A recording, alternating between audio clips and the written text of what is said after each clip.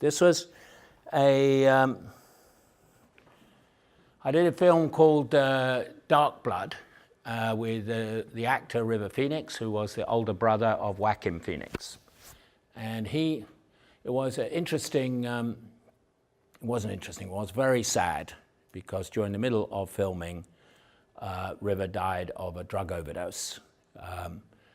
And I think in a funny kind of way it was because we were in the desert and there was not really much drugs, etc. around, but when he went back to Los Angeles, he kind of overdid it. So it's very sad. And, but sometimes I think to myself that he would not have died, because if I had not got out of an elevator one morning in Cannes, what happened at Cannes Film Festival? At Cannes Film Festival, this is where us producers, people think it's glamorous and everything. For us, we go there to raise money for our films and to promote our films and so on. And one morning I walked into the main hotel. There are a lot of people, they're all going to their offices. And there was a lift, just the elevator there. And I stepped into the elevator, which was already full. And then a very beautiful Italian actress, she stepped into the elevator. And then a big producer called Harvey Weinstein, he stepped in. And then the doors closed and opened again because there's like too many people in the lift. So I said to everybody, I'm polite Englishman, don't worry everybody, even though I wanted them to know my meeting is on 6th floor, I will get out of the lift and walk up the stairs. I was kind of trying to impress the Italian actress. I thought maybe she would think this was cool. And so the doors closed, they went up. As I walk up the stairs, I meet another big financier producer called Bob Shea. He produced Lord of the Rings. And he said to me, Nick, this script for Backbeat, we love it. We love River Phoenix. We are not sure about the director, but let's do a deal. So I did a deal for $7 million, and we made the film. And I think sometimes if I had not got out of the lift that morning, I would not have met Bob Shea. I wouldn't have got the film funded, and River Phoenix would not have died. But I'm not taking responsibility for that, but I'm just saying chain of kind of events. And Ladies in Lavender we already talked about. So here's another lesson that filmmakers especially, but I think it also applies to other forms of art, and indeed for other forms of learning.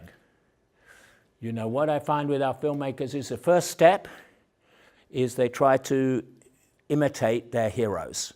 If they love Scorsese, you can bet your bottom's dollar that their first film will try to be like a Scorsese film. If they love Kurosawa or Ozu, their first film will be like an Ozu film. They have and then they realize that when you are imitating, the only person who can do a Scorsese film is Scorsese. The only person who can do a Tarantino film is Tarantino. So they realize that the next stage they do is autobiography. So they look at the things that happen to them in their own life. This is my students, and indeed I think many people learning. And they try to do things they have experienced. Films are stories that they have experienced. But I explain to them that most of you live very boring lives. These are my students. So the stories are not that interesting. Sometimes they are, of course. Sometimes they are absolutely fantastic, but mostly not. But still, you do that, and you learn a lot from the first two, so that by the time you get to 3, you're starting to be able to be your own filmmaker. Someone asked me at a talk like this in China, said, Nick, how do you decide to have a style? Like Scorsese has a style, I said, well, I know a lot of these filmmakers, and you don't have a style. You don't impose a style on your filmmaking.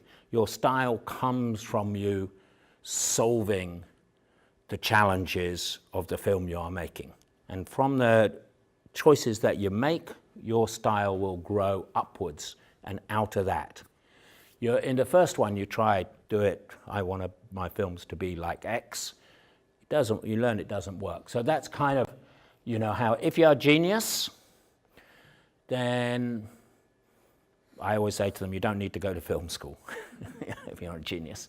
But if you're a genius, you just skip the whole lot and you start making amazing films, and we all hate you, but we love your films. And so that's a little like thing. That's Steve Soderbergh, the American director, who gave a talk at my school, and that was his sort of analysis. This is like the 7 stages of a student production. Actually, I would say it's the 7 stages of a professional production, to be honest. You know, wild enthusiasm, total confusion, utter despair, search for the guilty, persecution of the innocents, promotion of the incompetents, and distribution of T-shirts. And it is kind of like that. But out of that process comes some extraordinary work. My students, they often ask me, Nick, can you tell the other students what a producer does? And I say, a producer would never want that. Why would you tell someone else how you do what you do? Because you are creating competition for yourself. I said, it's good that it's a mystery. It's really good people don't know how or what we do. And it's really, and you should, and you will be appreciated not because people know what you do, you will be appreciated because of what you do. So if you are producing a production, you know, the other people on the production and the director, of course, they will appreciate you because of what you do. And they don't really need to know how you do it or actually what it is. This was my favorite description of producers, which is, you know, that they have to be craftspeople. People understand how to make, not themselves, but how to work with other people to make really good pictures, really good script, really good direction, and so on. Psychiatrists, because we are always having to deal with people with problems. We are bullies, in that we force people to do things. And I had a story about ladies in lavender once, where they said to me, we were just putting the money, having a big meeting of all the different people who are giving, investing money in the movie. And at the beginning of the meeting, one of the main financiers says, Nick, you have tricked us again.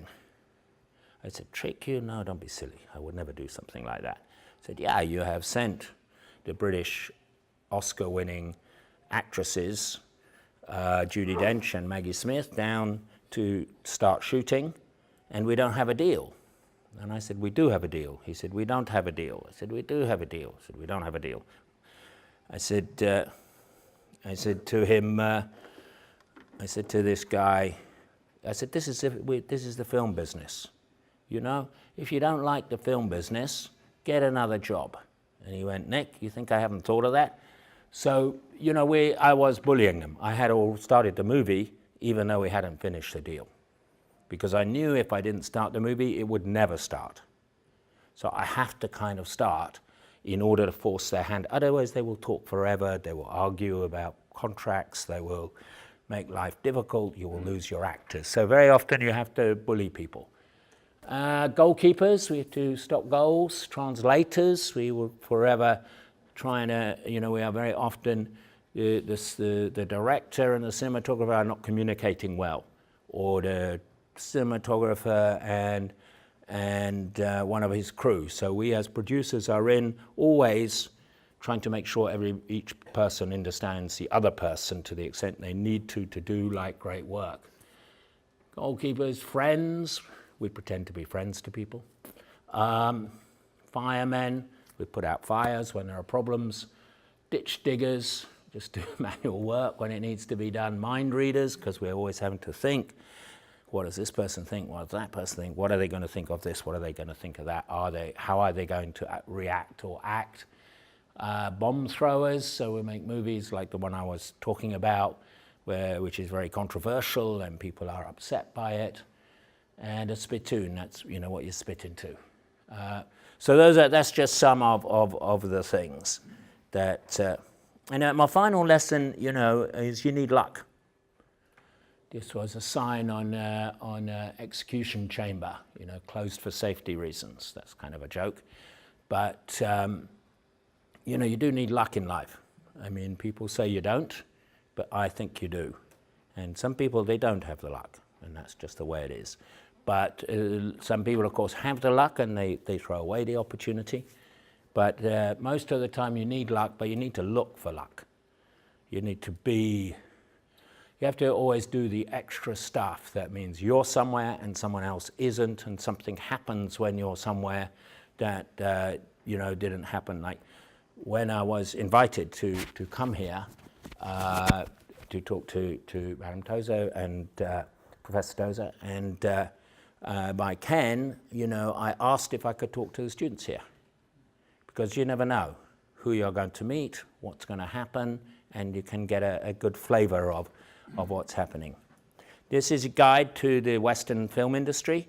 I think it probably applies to Japanese. You can get it off the internet. It's kind of funny. My favorite one is, if you start at the top and go to this side, it says, do you appreciate money above everything else? No. Can you get excited about someone else's idea? Not really. Do you have exceptional literary talent? No. Are you bitter about it? Yes. Be a film critic. So that's whereas, say, producer here is, you know, do you have wild imagination and no shame? Whoops, that's the wrong one. Where are we? Somewhere there. Yeah, are you skilled at cleaning up other people's messes? Yes. Do you stress about it? Yes, producer. But it's kind of fun, and it's worth looking at. You can find it on the net.